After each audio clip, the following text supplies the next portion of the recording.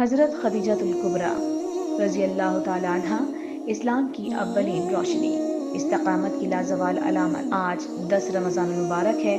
اسلام کی خاتون اول حضرت سیدہ خدیجۃ الکبریٰ رضی اللہ تعالیٰ عنہ کا یوم وفات۔ دین اسلام کی تاریخ میں اگر کسی شخصیت نے خاموشی کے ساتھ مگر فیصلہ کن انداز میں زمانے کا دھارا موڑا ہے تو واحد الواحد و اختر النساء حضرت خدیجۃ الکبریٰ رضی اللہ تعالی عنہا ہے۔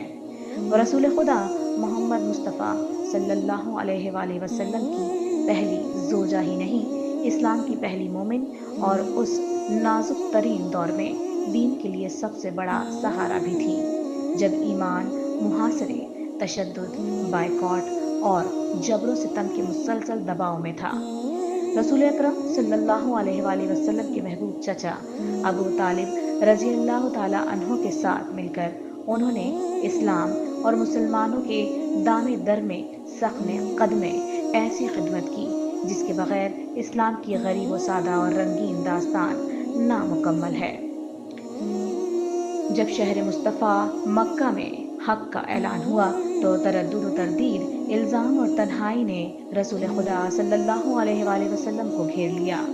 ایسے میں خدیجۃ الکبریٰ رضی اللہ تعالیٰ عنہ کی استقامت، بصیرت، قربانی اور اللہ پر غیر متزلزل ایمان اسلام کی آڑ بن گئے، اور جب قبل از ہجرت 616 عیسوی سے 619 عیسوی تک شب ابی طالب کی گھاٹی میں پیغمبر اکرم صلی اللہ علیہ وآلہ وسلم، ان کے خاندان بنو ہاشم اور مکہ میں قریش کے اصحاب کے سماجی اور معاشی بائیکاٹ نے انتہائی لاچاری، غربت اور فاقہ کشی کے حالات پیدا کر دیے تو آپ نے اپنا مال، اپنا سکون اور اپنی صحت سب کچھ راہ حق میں نچھاور کر دیا۔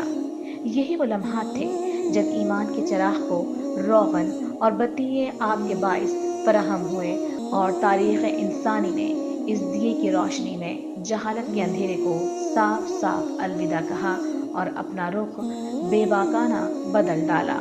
اس سب کے باوجود تاریخ اسلام کی ایسی مرکزی اور متحرک شخصیت کو ہماری سوانحی روایت میں وہ جگہ نہ مل سکی جس کی وہ حقدار تھی۔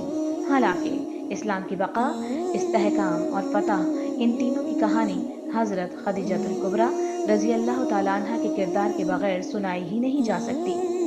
رسول اکرم صلی اللہ علیہ وآلہ وسلم نے ان کے مقام کو یوں بیان فرمایا ہے: جس دن سب نے انکار کیا، خدیجۃ الکبریٰ رضی اللہ تعالیٰ عنہ ایمان لائی۔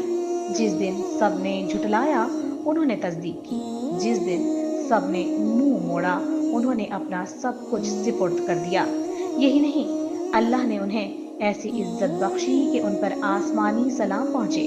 ازواج مطہرات میں بھی ان کا مقام منفرد رہا، حتیٰ کہ ام المومنین عائشہ رضی اللہ تعالیٰ عنہ فرماتی ہیں کہ نبی اکرم صلی اللہ علیہ وآلہ وسلم کی خدیجۃ الکبریٰ رضی اللہ تعالیٰ عنہ سے محبت اور ان کی مسلسل تعریف نے دل میں خاص احساس پیدا کیا، اور پھر یہ عہد بھی کہ خدیجۃ الکبریٰ کے بارے میں کبھی ناگوار بات نہ کہی جائے۔ خدیجۃ الکبریٰ رضی اللہ تعالیٰ عنہ کو مکہ میں طاہرہ کہا جاتا تھا، پاکیزگی، عفت اور وقار کی مکمل تصویر۔ ان کی شخصیت مال و دولت کے گرد نہیں گھومتی، اگر دولت تھی بھی تو وہ مقصد کی خاطر تھی، بجائے خود کوئی محرک نہیں تھی۔ دراصل یتیموں سے شفقت، معاشرے کے دکھوں کا احساس اور اخلاقی عظمت ہی وہ اوصاف تھے جنہوں نے انہیں اس ہستی کے شایان نشان بنایا جو وجہ وجود کائنات ہیں۔ اگر مسلمان خواتین دنیا و آخرت کی کامیابی چاہتی ہیں تو خدیجۃ الکبریٰ رضی اللہ تعالیٰ عنہ کی زندگی ان کے لیے راستہ ہے۔